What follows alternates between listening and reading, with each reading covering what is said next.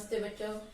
कक्षा 8वीं विषय कौन सा है? भूगोल। भूगोल का हम लोग कौन सा पाठ आज शुरू कर रहे हैं? पाठ नंबर 6। और पाठ का नाम क्या है? भूमि उपयोग। बच्चों, हम लोगों ने हमारे पास जो भूमि है उसका हम लोग कैसे कैसे उपयोग करते हैं उसके बारे में ये पाठ में दिया है। दो प्रकार में, जैसे ग्रामीण भूमि और शहरी भूमि। गांव में देखा जाएगा तो लोक संख्या कम रहती है और भूमि कैसे रहती है? ज्यादा रहती है। उसका भूमि का उपयोग करना उनको आसान रहता है, परंतु शहरी भागों में भूमि का उपयोग करना बहुत क्या रहता है? मुश्किल रहता है, क्योंकि शहरी भागों में हर प्रकार के शासकीय कार्यालय, उसी तरह उद्योग धंधे, इमारतें, इसके लिए भूमि की रचना करनी पड़ती है। जैसे आप लोगों को समझ में आता होगा कि घर में, हमारे घर में देखो, एक पूरा घर है, पूरी चारों ओर दीवार है, कुछ भी नहीं रखेंगे, खाली घर में सामान जैसे वैसे फेंक देंगे कहाँ भी, तो हम लोगों को वो व्यवस्था अच्छी रहेगी क्या? नहीं। परंतु हम लोगों को भूमि का, जो भी घर का भूमि है, वो भूमि का हम लोग क्या करते हैं? अच्छा सा उपयोग करते हैं। उपयोग करते हैं, नहीं क्या करते हैं? तो किचन अलग रहेगा, हमारा बेड अलग रहेगा, हॉल अलग रहेगा, लैट्रिन बाथरूम अलग रहेगा। क्योंकि ये क्यों रहता है? हमारी व्यवस्था ठीक होने के लिए। किचन का सामान हम कभी बाई चांस हम लोग हवा करेंगे तो हम लोग को क्या होता है?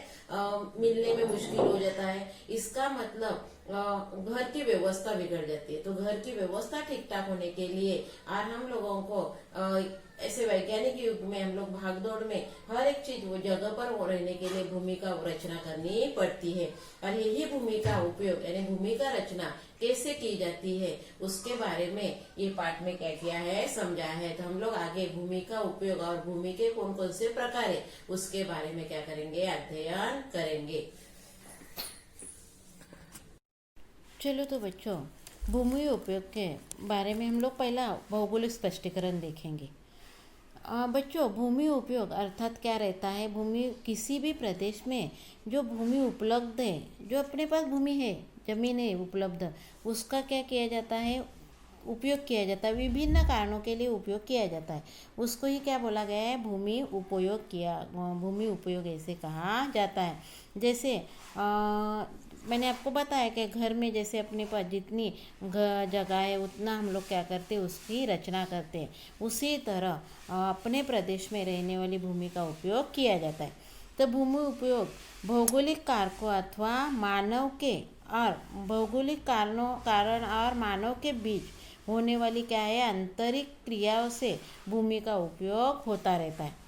जैसे समय के साथ साथ भूमि के उपयोग में भी क्या होता है बच्चों? परिवर्तन होता रहता है। जैसे समय आएगा वैसे क्या की जाती है? जैसे यानी व्यक्ति के पास जैसी भूमि है और जैसे भी समय के अनुसार उसका क्या किया जाता है? आवश्यकता के अनुसार उसका उपयोग किया जाता है। जैसे जैसे मानव की आवश्यकता में वृद्धि होती है वैसे वैसे मानव द्वारा भूमि का उपयोग भी क्या होता है? अलग अलग प्रकारों में किया जाता है, विभिन्न कारणों के लिए बढ़ता जाता है। जैसे खनिजों से उपयुक्त भूमि पर क्या किया जाता है? खनन कार्य किया जाता है। तो उर्वरित जो भूमि रहती है, सकस रहती है, समतल भूमि रहती है, वो भूमि का उपयोग किसके लिए किया जाता है? कृषि के लिए किया जाता है।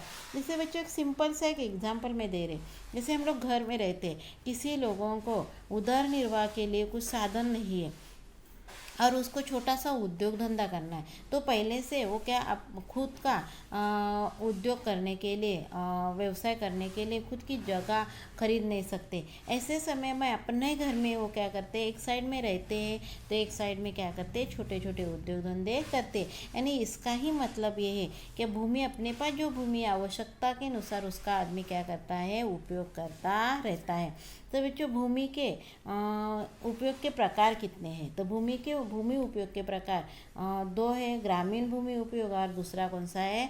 नागरी भूमि उपयोग। तो पहला हम लोग कौन सा देखेंगे? ग्रामीण भूमि उपयोग।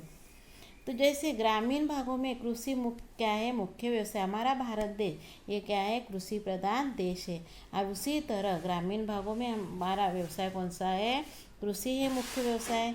कृषि से संबंधित अन्य व्यवसाय भी किए जाते हैं, ग्रामीण भागों में चलते हैं। जैसे खेती करते हैं तो खेती के संबंधी, खेती के लिए औजार लगते हैं, किसानों को क्या क्या साधन सामग्री लगती है, और उसके संबंधित भी छोटे मोटे उद्योग धंधे ग्रामीण भागों में किए जाते हैं। इसका परिणाम क्या रहता है, तो कुछ ग्रामीण भागों में क्या होती है, आदिवासियों की अवस्थिता भी दिखाई देती है। इसलिए आदिवासी खेती के पास, वनों के पास रहते हैं, क्योंकि जहाँ पर उनका क्या रहेगा, वो काम कर रहे हैं, वहाँ जहाँ पर उनको काम मिल रहा है, और उन्होंने जो भी छोटे मोटे उद्योग धंधे, और वो उद्योग धंधे से जो तैयार कर रहे माल, उसकी खपत जहाँ पर है वहाँ पर ही क्या करते हैं, रहने लगते हैं। उसी तरह खान कामगार कहाँ पर रहते हैं, खानों के पास ही रहते हैं, क्योंकि उनको आने जाने में की सुविधा होती है, और उसी तरह उनको अपना उधर निर्वाह भी वहाँ होता है। उसी तरह सागरीय तट पर कौन रहते हैं, मछुआरे, वहाँ पर उनका क्या रहता है, अधिवास होता है। ग्रामीण भागों में भूमि अधिक उपलब्ध होती है, और जनसंख्या क्या रहती है, कम रहती है, यानी बहुत सी भूमि उनके पास रहती है, परंतु जनसंख्या क्या रहती है, बहुत सी कम रहती है, भूमि के हिसाब से बहुत कम रहती, इसलिए जनसंख्या का घनत्व क्या होता है, कम होता है। ग्रामीण क्षेत्रों में आवासीय क्षेत्र कम होता है, और ग्रामीण भूमि के उपयोग का वर्गीकरण हम लोग क्या करेंगे, निम्न प्रकार में किया गया है, 4 घटकों में किया गया है।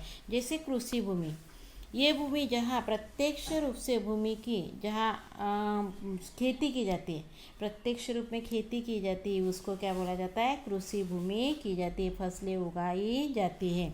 ये क्षेत्र सामान्यतः व्यक्तिगत वो क्या रहते हैं, स्वामित्व के अधीन होते हैं। भूमि के स्वामित्व एवं कृषि के प्रकारों से आधार पर क्षेत्र का क्या किया जाता है, वर्गीकरण किया जाता है। है ना, मालिकी हक बोला जाता है, वैसे कृषि का क्षेत्र रहता है। उसी तरह बच्चों, परती भूमि, ये भूमि ऐसे रहती है कि जिसका क्या रहता है, फिलहाल कोई उपयोग नहीं हो सकता है, नहीं किया जा सकता है, यही ऐसी भूमि कौन सी रहती, परती। ये भूमि उर्वरत क्या रहता है, भूमि की उर्वरता को बढ़ाने के लिए, यानी उसका खेती करने के लिए कुछ समय के लिए किसान लोग क्या करते हैं, कुछ 1-2 मौसम का क्या किया जाता है, उसमें फसल ली जाती है, और कुछ समय तक उसको क्या किया जाता है, वो खेती को वैसे ही रखा जाता है, क्योंकि उसमें अच्छी उपज आने के लिए वो खेती कुछ समय के लिए क्या की जाती है, रखी जाती है। उसके बाद उसमें फिर से क्या की जाती है, खेती की जाती है। वैसे तो फलों की खेती इसमें रहती है, और ऐसे भूमि को क्या किया जाता है, परती भूमि कहते हैं। उसी तरह आगे का कौन सा है, वन भूमि। ग्रामीण भूमि उपयोग में सीमांकित वन भूमि एक प्रकार की भूमि उपयोग में है। ग्रामीण भूमि उपयोग में एक सीमांकित वन भूमि भी क्या है, एक प्रकार का भूमि उपयोग है। इस वन क्षेत्र में लकड़ी, तो वनों में क्या क्या मिलता है, वन क्षेत्र में क्या मिलता है, तो लकड़ी मिलती है, गोंद मिलता है, घास मिलता है, फल मिलते हैं, यानी औषधि वनस्पतियाँ मिलती है, यानी वनों से बहुत कुछ लोगों को मानव के उपयोग की चीज़ें मिलती रहती है। इस वन के क्षेत्रों में मुख्यतः कौन कौन से बड़े पेड़, झाड़ियाँ, लताएँ, घास इत्यादि मिलते हैं, यानी हमारे उपयोग के लिए, रोज के व्यवहार के लिए, फर्नीचर के लिए, हर चीज़ों के लिए वन भूमि से क्या मिलता है, उत्पादन मिलता है। वन भूमि से औषधि, बहुत से औषधि वनस्पति भी वन भूमि से ही मिलती है। उसी तरह चरगाह यानी मैदानी भूमि, ये ज़मीन गांव के पंचायत के अधीन होती है। ये भूमि मैदानी भूमि ये पंचायत के अधीन होती है। पंचायत का उसके ऊपर क्या रहता है, पूरा कब्जा रहता है, अथवा सरकार के कब्जे पर रहती है, अथवा सरकार का पूरा अधिकार उसमें रहता है। पूर्ण गांव इसका स्वामी होता है। थोड़ी ज़मीन की निजी स्वामित्व के अधीन होती है। कुछ ज़मीन, इनमें से कुछ ज़मीन लोगों के अधीन भी रहती है, लोगों की मालकी का भी रहता है, परंतु बहुत सी ज़मीन इसमें क्या रहती है, पंचायत की रहती है और सरकार की रहती है। परंतु ये ज़मीन पूरे गांव के अधीन क्या रहता है, उसका अधिकार रहता है। वह अपने गांव के, जैसे ये मैदानी भूमि है, तो मैदानी भूमि में क्या रहता है, प्राणियों को, यानी गाय, बैल, भैंस ऐसे प्राणियों को वहाँ क्या लेके जाते हैं और उनको घास वहाँ मिलता है, खाद्य मिलता है।